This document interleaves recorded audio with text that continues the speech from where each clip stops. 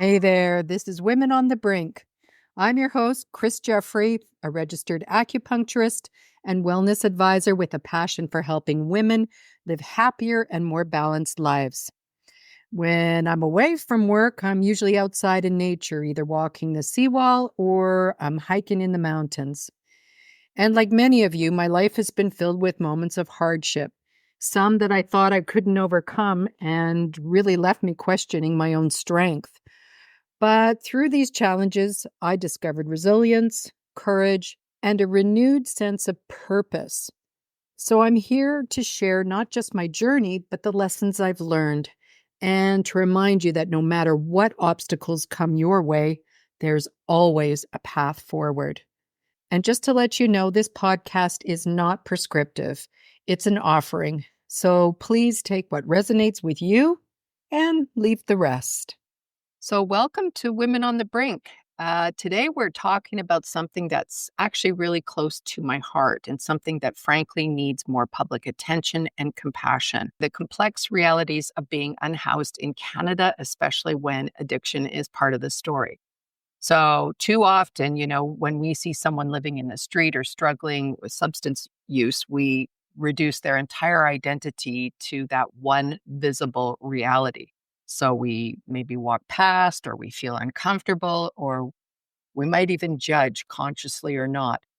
But every person we pass has a story, a nervous system, a history, and yes, a future. So this episode is a bit of an adjunct to the last episode of Women on the Brink, where we were discussing the stigma of drug use with Leslie McBain from Mum Stop the Harm. And in that episode, we focus more on the people we don't see who are using drugs regularly. And this week, we're exploring the people who we often see in our downtown cores and look at what needs to be done to bridge the gap between housing and healing. Because housing someone doesn't automatically solve an addiction or substance use issue. But offering treatment without safe housing, that rarely sticks as well. So there's a deeper web of support that is needed, and we'll look at what's already being done across Canada with the Housing First model and where the gaps still are, and how we can shift the way we approach these issues from fixing people to restoring dignity and stability. Because let's face it, the truth is no one chooses to suffer and no one heals in isolation. So I brought this up before. Has anyone read In the Realm of Hungry Ghosts by Gabor Mate? I brought this book up many times in other conversations. And I read it many years ago, and it completely changed my perspective on addiction. And it really shows that it's not a choice or a moral failing, but it's a response to really deep pain and disconnection and often childhood trauma. And Dr. Gabor used to work closely with people, many unhoused or using substances on Vancouver's downtown east side. And he explains in the book how early neglect, abuse, or emotional loss shape the brain and nervous system in ways that leave people more vulnerable to seeking relief through substances. So his book talks about the need for compassion and connection and systemic change rather than punishment or shame, especially when, we're supporting those struggling with homelessness and addiction. So on that note, today I'm really honored to be joined by Rebecca Goulet. So she's someone who knows this story from the inside out. And Rebecca lives in Winnipeg, Manitoba, and her life has included experiences that many of us can barely imagine. So addiction to alcohol and street drugs, living in shelters and on the street, losing custody of her children, and living through physical and sexual abuse, serving time in jail, and navigating ADHD, a neurological condition that has left her with a permanent disability. But the great thing is that's not where this story ends. Rebecca has taken her pain and her survival and her deep understanding of the system and created something really extraordinary now that she's no longer using drugs or alcohol. So she works one-on-one with people who are being overlooked by society and helping them find their worth and their voice and their path to recovery.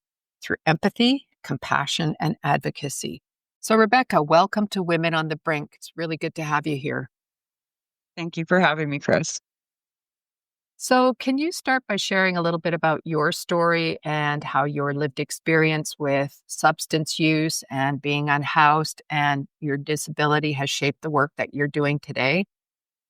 So I like to go back a little bit further, not just with my story, but about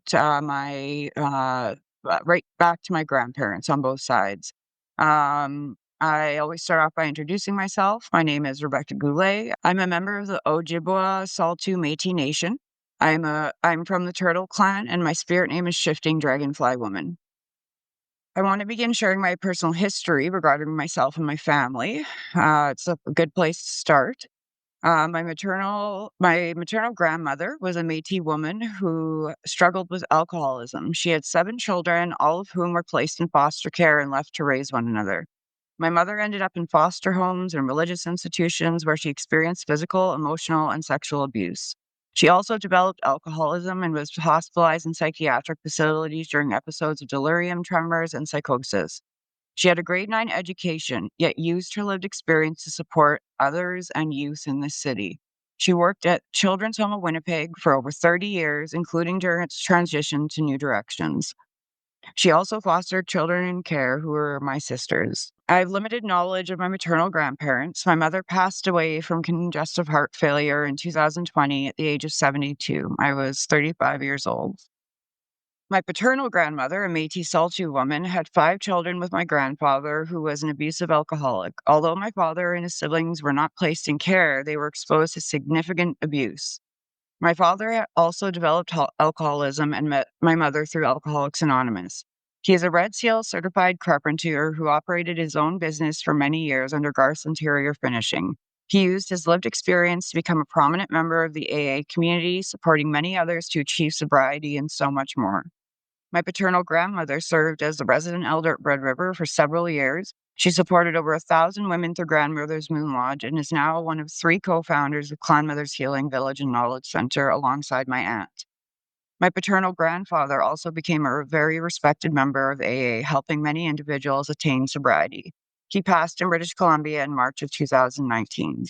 So now I'm going to give you a little bit of background on my history, and I always say to people, although my life sounds traumatic, I learned that all the trauma that happened in my life shaped my addictions. It shaped what happened to me. There's also personal accountability within that. But for me being a Métis woman, and we truly are outsiders looking in at what First Nations people have been through and are going through. As I talk about my family being in foster care, it may sound the same, except it isn't. It never was, and it is not. My mom did her best to make sure that my sisters um, still stayed connected to their roots, and they weren't supposed to make it past a grade 9 education. And my mom made sure that they did, and so did they. And I'm very proud of them. They both graduated. Okay, so I always like to say that part because it could be a lot worse for me. And I'm also blessed to have lived everything I go through. I say I go down, I suffer, suffer, suffer. And when I come out of it, I've always learned something more that I can add in to be able to advocate and help for people in the future. My parents separated when I was approximately 3 months old. My father relocated to British Columbia. My mother raised me. He returned to Winnipeg a few years ago, and we began to rekindle a brief relationship that originally started when I was 20 years old. My life has been shaped by numerous traumatic experiences: sexual abuse beginning at the age of 5, bullying, emotional and physical abuse, unhealthy relationships, sexual assault, the apprehension of my children by CFS and our Child and Family Services because of my drug use, living in Manitoba housing, kidnapping, residents in women's shelters, association with biker organizations, substance use treatment programs, psychiatric holds, incarceration, gang association, homelessness, residing in homeless shelters, sleeping in bus shacks, or any place that offered temporary shelter from the elements. I've experienced significant stigma related addictions, mental health, and homelessness, perpetuating long term undiagnosed health conditions, including a congenital heart defect and a neurological disorder that has now resulted in permanent disability when it didn't have to. In 2022, I lost both my daughter's father, my former common-law of 6 years, and my brother to fentanyl overdose within a span of 3 weeks. I've lost many others over the years in many different ways, usually suicide, um, retaliations, gang retaliations, and overdose. It's been difficult, to say the least. So, and I also want to explain that some of this sounds a little more scripted. With my neurological condition, I usually can articulate myself this way. I have to read from a paper right now because I can write better than I can remember. And then I will go off script and I will speak more in the way that I would speak to people. Yeah, and despite these traumas, I do take full accountability for my actions. That accountability is a central part of my healing. I am currently establishing a not for profit grassroots organization called REAL. Perfect. The definitions of real are actually existing as a fact or thing, all my lived experience, and also genuine and not artificial, everything I do and everything I am.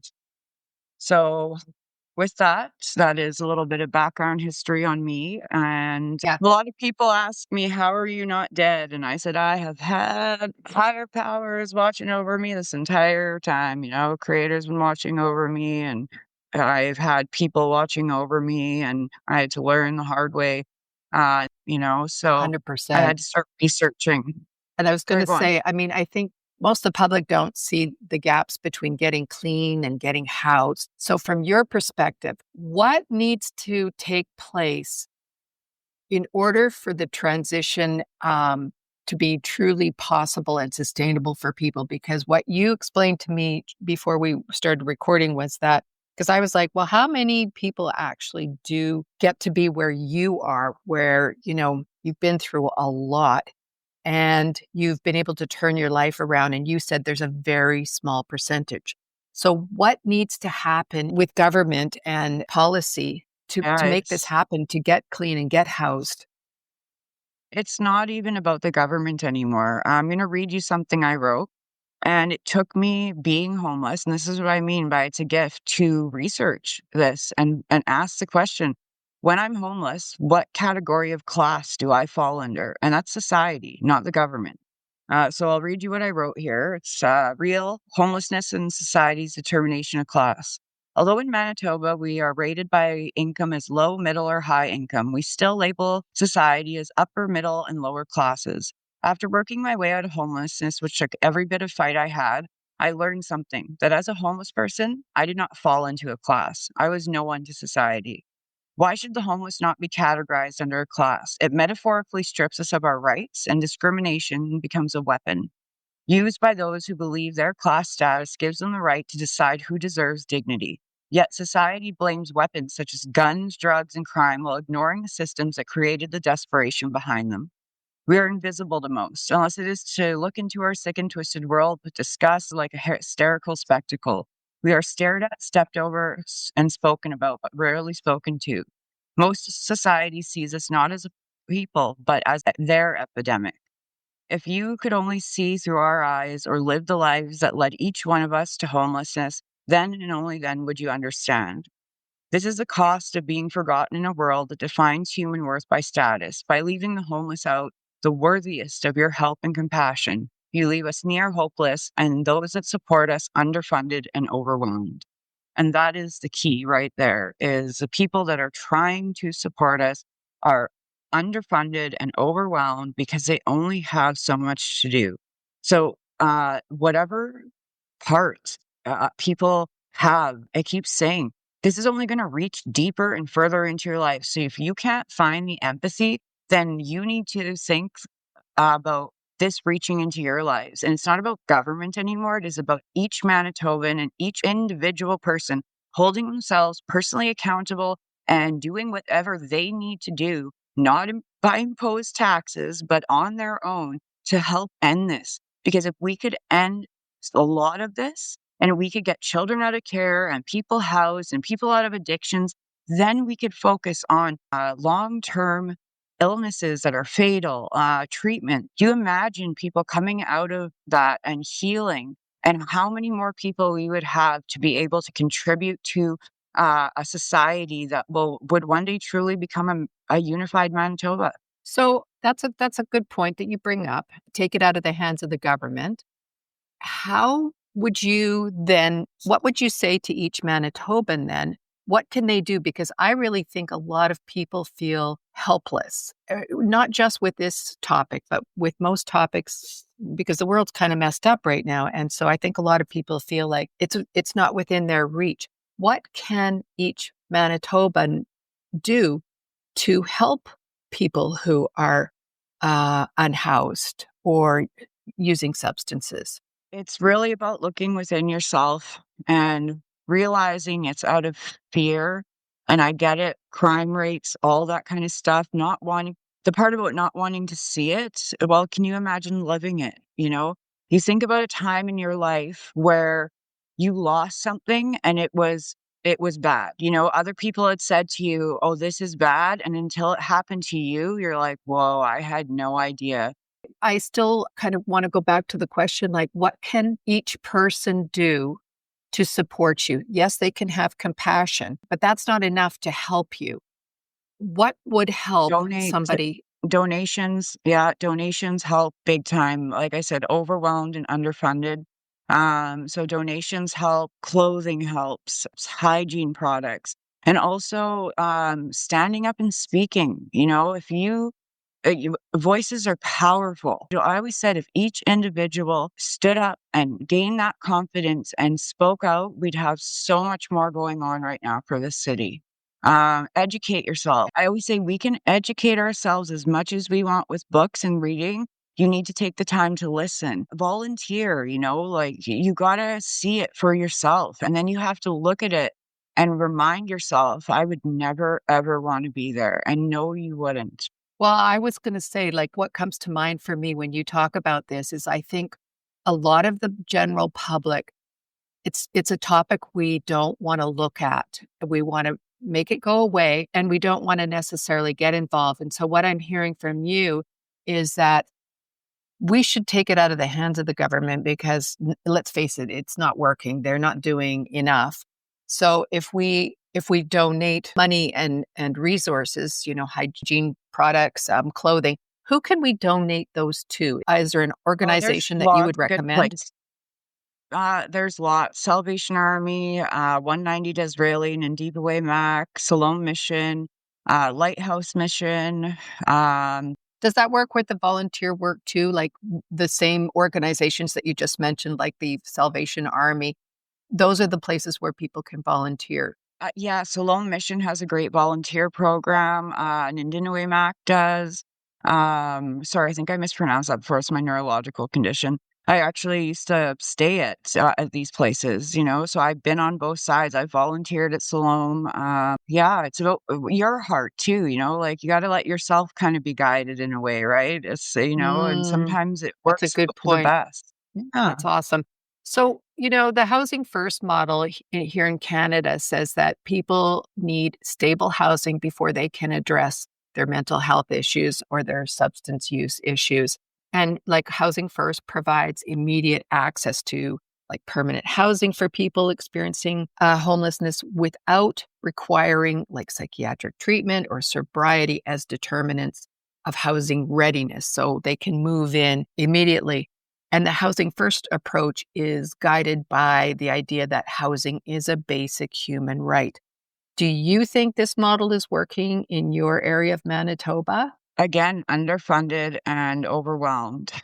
So Yeah. basically, it's like short term. We can only do this for this. We got this many people in. There's not enough recovery homes built yet. There isn't enough detox in this city. It needs to move forward.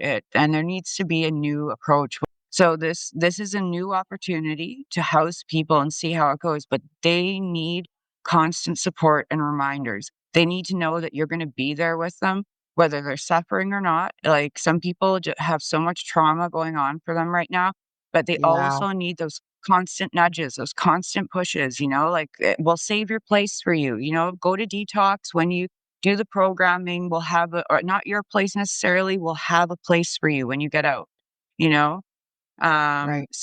And it's about long So, term. so with your program Real, when you go onto the streets of Winnipeg, What is it that you're doing? Like I hear that you're offering support and you're making suggestions where people can go for support.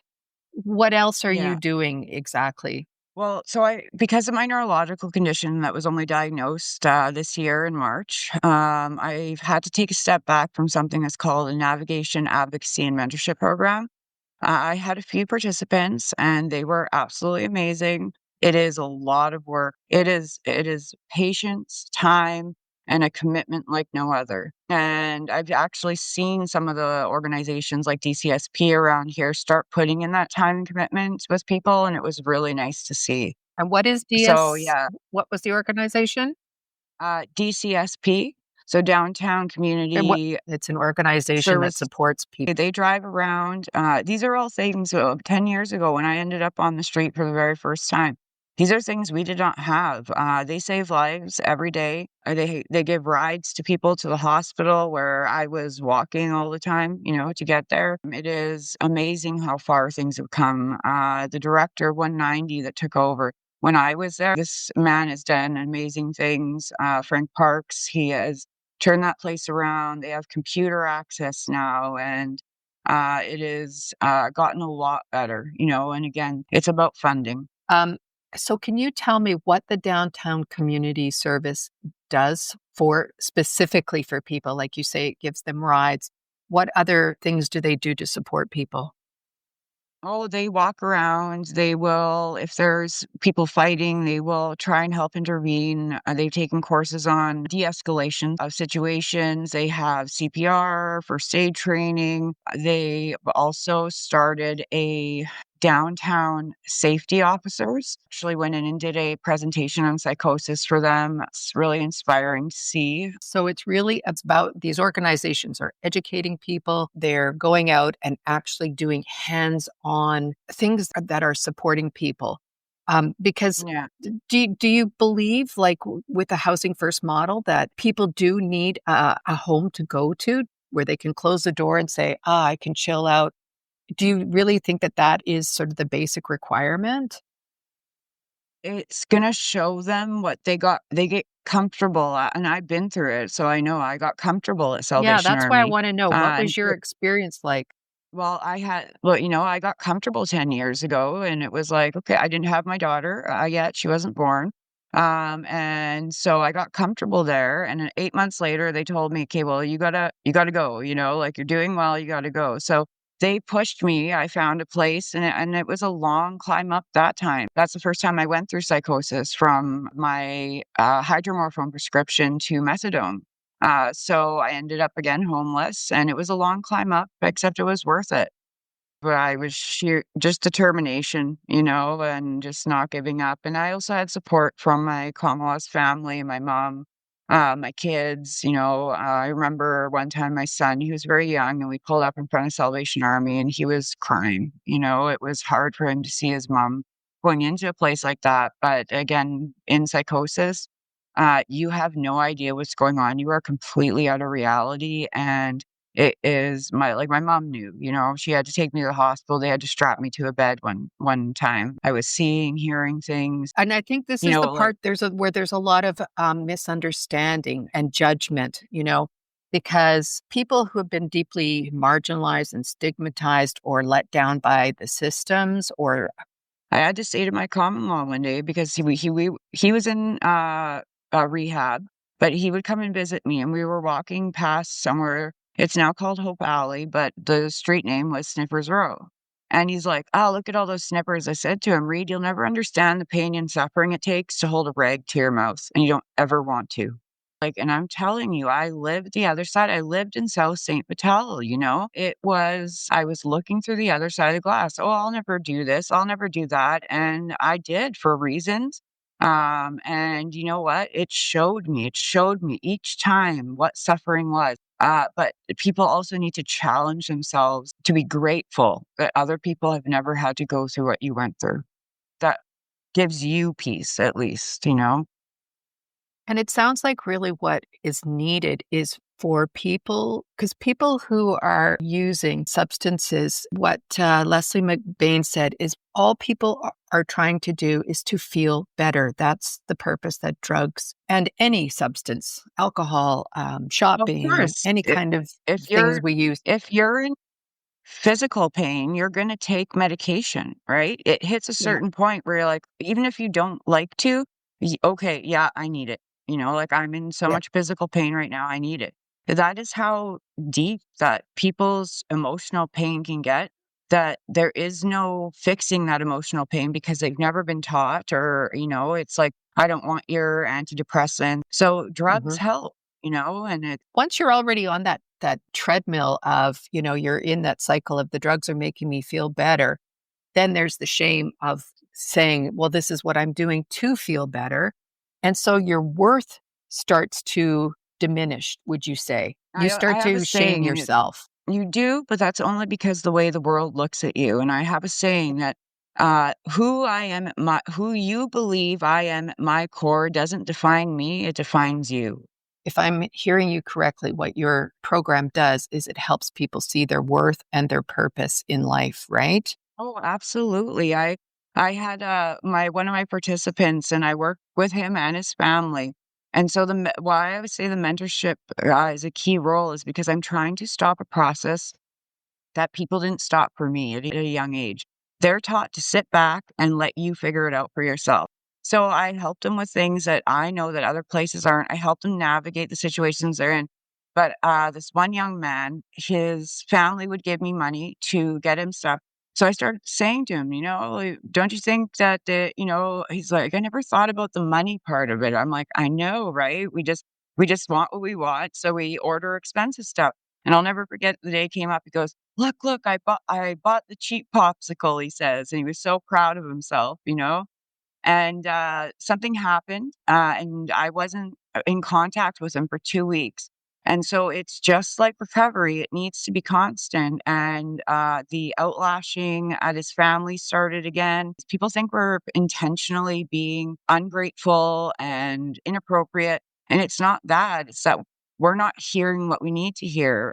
What I'm hearing from you that I've learned today is that we as a community have to take responsibility for what is going on in our communities instead of saying we hand this over to the government or we hand it over to another body and you guys take care of it. We have to get involved. We have to volunteer.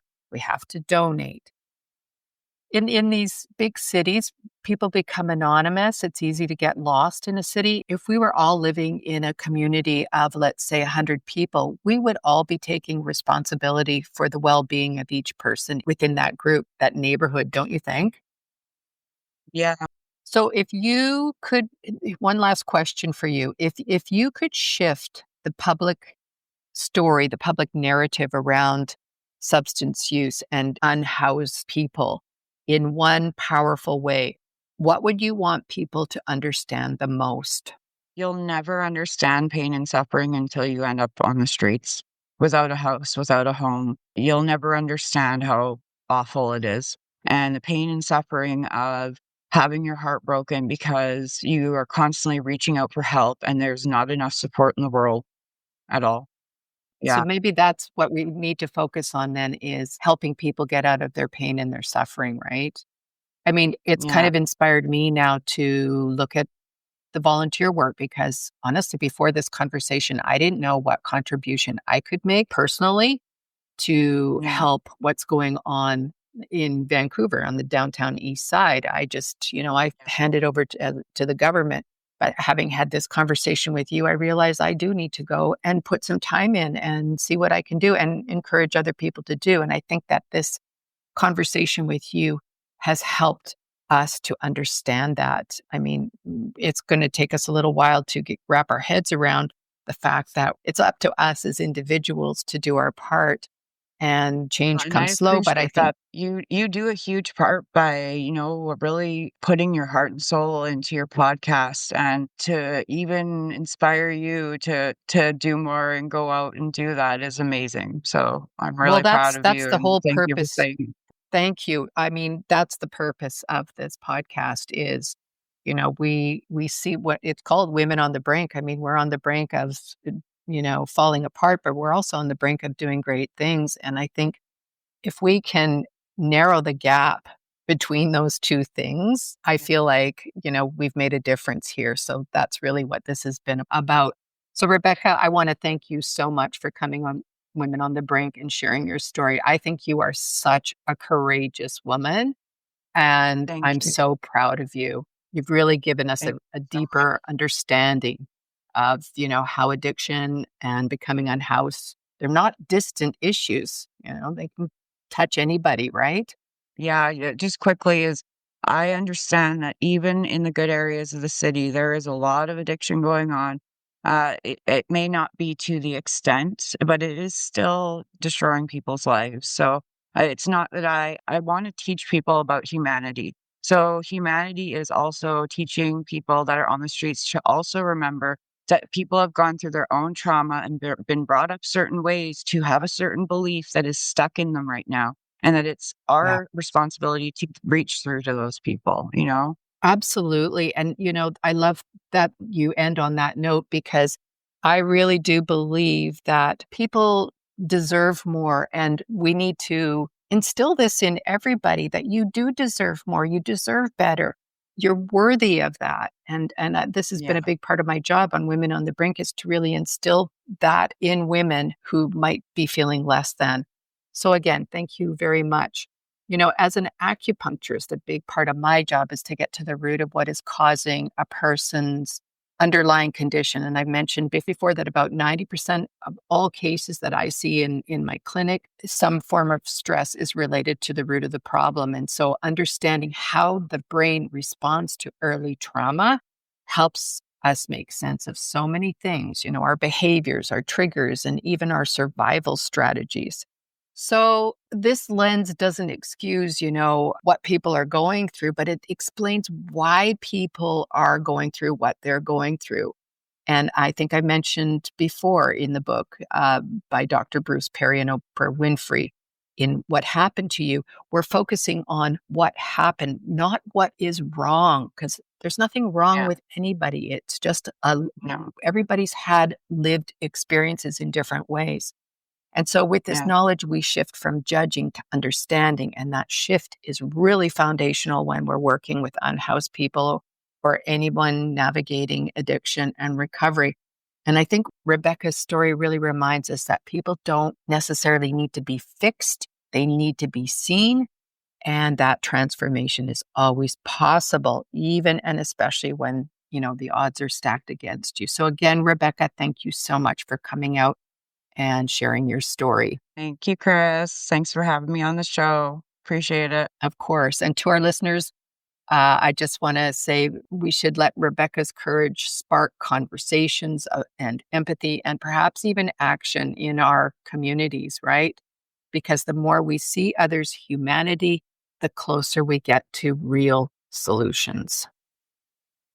Thanks for joining. And I want you to know that this isn't just a podcast, this is a movement. So share this information with your friends and let's go, ladies.